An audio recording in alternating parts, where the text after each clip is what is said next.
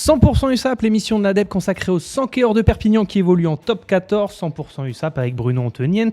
On revient sur le déplacement des Catalans où on affrontait l'ASM. Bruno, les joueurs de Franck Azema n'arrivent pas à enchaîner et comme à chaque fois à l'extérieur cette saison, ça se termine par une défaite.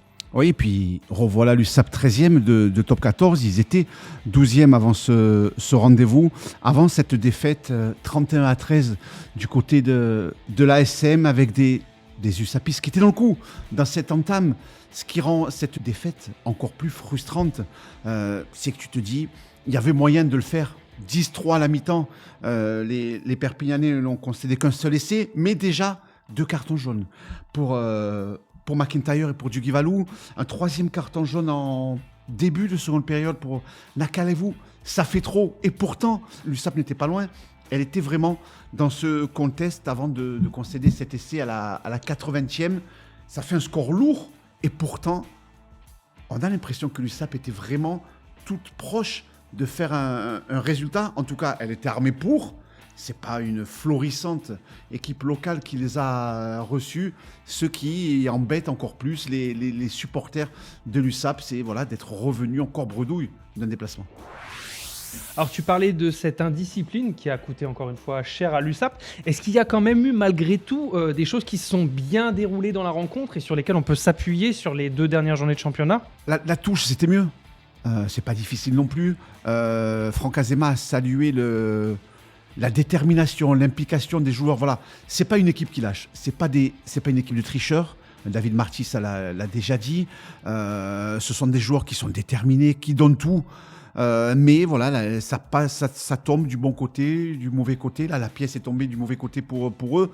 Mais clairement, elle peut s'appuyer sur la densité d'un Poussolo Tulagi, d'un Jaco Van Tonder. Ces garçons-là reviennent et font du bien à cette équipe.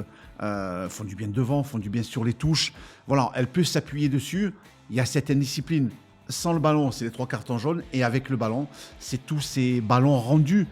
Le problème, c'est qu'on voit que cette équipe joue sous pression. Bien entendu, elle flirte avec la zone de relégation. La pression est là, même si le staff l'absorbe et essaie de l'évacuer. Mais on sent que ces joueurs jouent avec la peur de mal faire. Et c'est ce qui, souvent, vient contrarier les actions. Alors avec la victoire du coup du Stade français, les Catalans ils vont redevenir barragistes. Le Stade français, c'était très serré face au Loup. En même temps, il y a Vannes qui a manqué de gagner à Bayonne. Quand est-ce que ça va se terminer ce stress ? Déjà, il faut que l'USAP arrête de regarder les autres.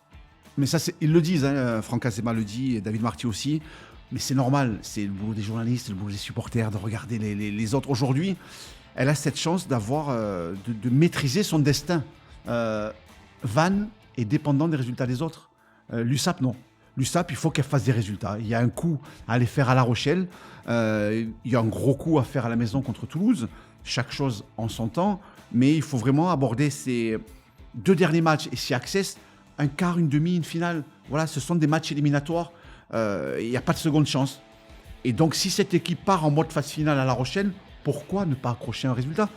En tout cas, la pression sera sur les épaules des locaux qui ont sorti un très gros match dimanche. C'est un gros morceau. Hein. C'est au pire des moments que l'USAP se déplace là-bas. Mais bon, c'est le jeu. Elle est dans le top 14. Elle y croque. Et à elle maintenant de faire ce qu'il faut du côté de La Rochelle. Il sera ensuite temps de regarder ce qu'ont fait les autres, de penser à Toulouse, avec quelle équipe va venir Toulouse. Mais voilà, la priorité aujourd'hui, elle n'est pas là. C'est aller taper La Rochelle chez lui. Et l'objectif, il est là et pas ailleurs.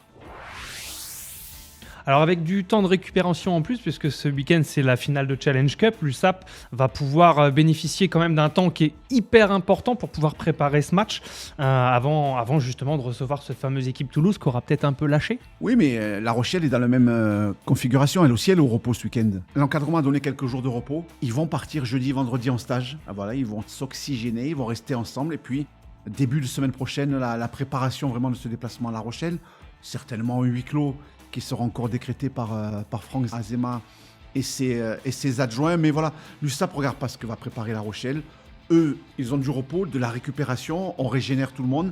Mais c'est mentalement qu'il faut que cette équipe arrive fraîche.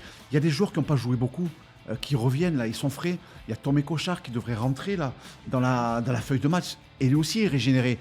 Il est frais, mais ces garçons-là, c'est mentalement qu'ils doivent vraiment apporter de la fraîcheur à cette équipe. Il ne faut plus qu'elle joue avec la peur au ventre.